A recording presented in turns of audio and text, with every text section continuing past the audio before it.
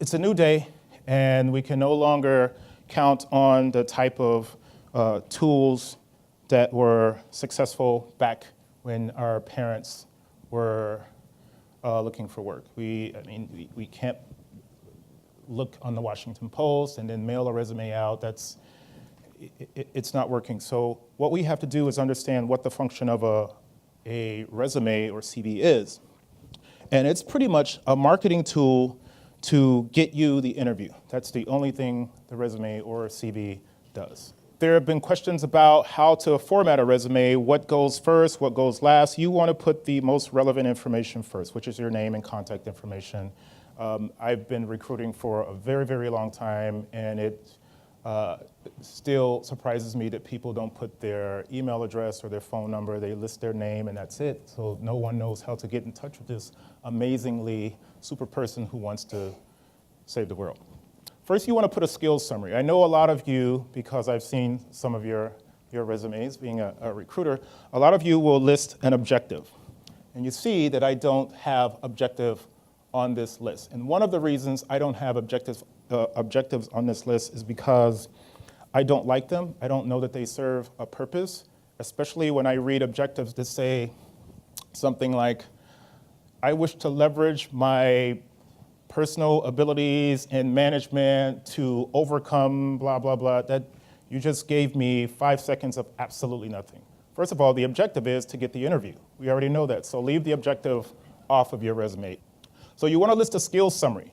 And this is extremely important, especially for those of you who, how many of you here are project managers? Absolutely, all of you are project managers.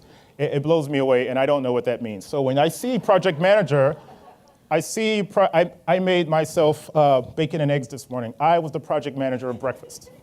So when I see that on a resume, I start digging through the resume, trying to figure out what did you manage, what project, and so the skills summary is going to help me identify where exactly your relevant skills will fit into the types of things that my organization or my client is looking for. I recommend to people when you're putting together your experience is bullet the relevant experience that you have. You want quantifiable information, things that you can prove, things that people know. Employers love numbers. I manage a budget of $3.5 million. I don't really care for amazing with people, because that's not quantifiable, it's not provable. You just wasted space on your resume. It's nice to hear, but I don't really know that. You could very well be a jerk, but I don't know that. So use quantifiable information. Employers love to hear about themselves, they love to see relevant information, and they love, love, love quantifiable information and numbers. Don't copy and paste job descriptions into your CV.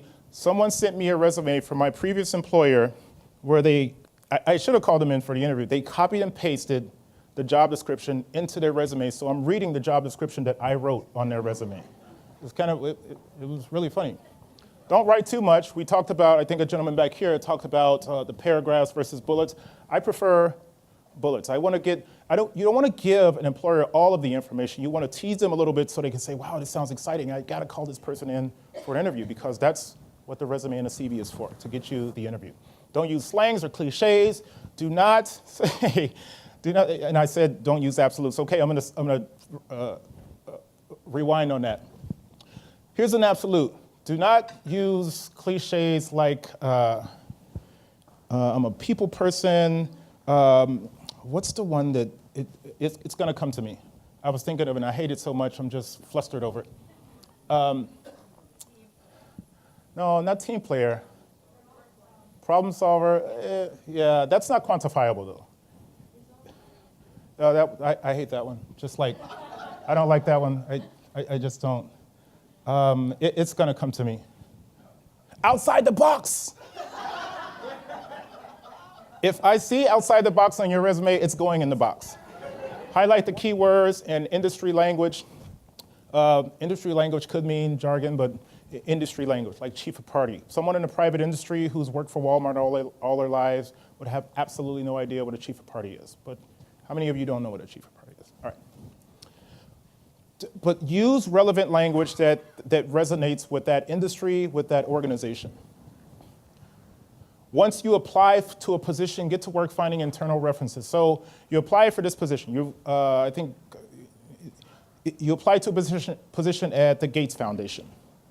Once you apply, you've got everything taken care of. You've done all of you've sent in your salary information. You've done everything that they asked for. Now you're going to go and do some research and find out, who am I going to talk to? Which of my cousin's aunt's nephew works for Gates? And then if your cousin's aunt's nephew doesn't have the juice at Gates to get to the person you want, you ask your cousin's aunt's nephew, hey, keep this a secret. Can you please find out who's running this department? Do everything you can to find out the relevant information about the individual who's going to be in a position of authority to make the hiring decision.